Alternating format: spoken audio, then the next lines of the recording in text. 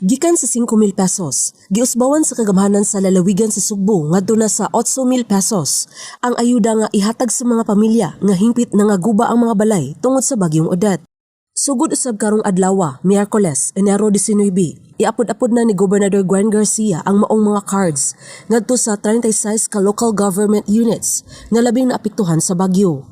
Mutuyok na usab si Garcia sa maong mga LGUs aron manghatag niining dasig Sugbo cards sugod sa syudad sa Karkar, padung sa mga lungsod sa Barili, Dumanhog, Ronda, Alcantara, Mualboal, Badian, Alegria, Malabuyok, Hinatilan, Sambuan, Santander, Oslob, Bolhoon, Alcoy, Dalaget, Argao ug Sibunga. Ang maong cards aduna nay pangalan mismo sa recipient niini ug aduna usab kini QR code. Ugmang adlaw, Webes, ang mga LGU sa Tercero Distrito ug sa Unang Distrito ang sunod nga makadawat sa dasig Sugbo cards. Samtang pagkasabado, ang mga LGUs na usab sa Northern Cebu. Dili na madugay, madawat na ninyo kamong mga nakalista, verified, validated as having had your houses totally damaged. Moabot sa kapin 90,000 ka households ang nakalista ubos sa totally damaged base sa listahan nga gisumiter sa LGUs.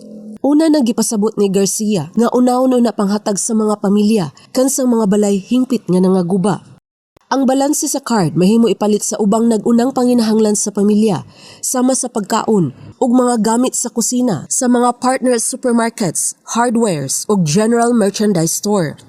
Adunay dulan sa 50 ka suppliers sama sa hardware stores, general merchandise ng mga tindahan ug supermarkets ang nilagda og kasabutan tali sa Kapitolyo alang niining programaha ni adtong Enero 12.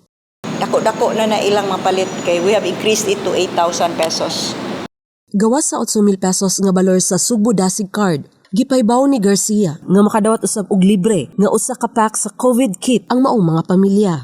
Matag pakete adunay sud nga 30 ka kapsula sa vitamin C with zinc, 30 ka tableta sa vitamin B complex, 20 ka tableta sa lagundi nga tambal sa ubo ug 20 ka tablet sa paracetamol nga mao ang basic medicines. Sheila Gravinez, Balita sa Sugbo.